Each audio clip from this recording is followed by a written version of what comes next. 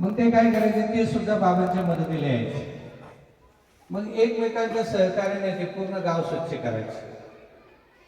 आणि गाव स्वच्छ झाल्यानंतर ते संध्याकाळी सांगायचे की आज आपण मंदिरामध्ये कीर्तन ठेवणार आहोत. मग प्रत्येकाला ते आमंत्रण द्यायचे. प्रत्येक गल्लीत गेल्यानंतर आज संध्याकाळी कीर्तनाला तुम्ही मंदिरात या. मग पूर्ण गाव स्वच्छ झालेला असतो. गावातली सगळी घाण निघून गेलेली असते. जी साचलेली असते ती एका ठिकाणी साचून ती फेकून दिलेली असते.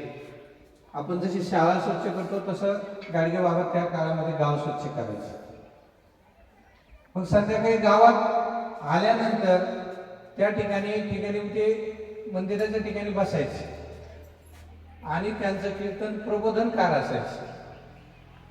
मग त्यातून लोकांना काहीतरी नवीन शिकायला भेटलं पाहिजे.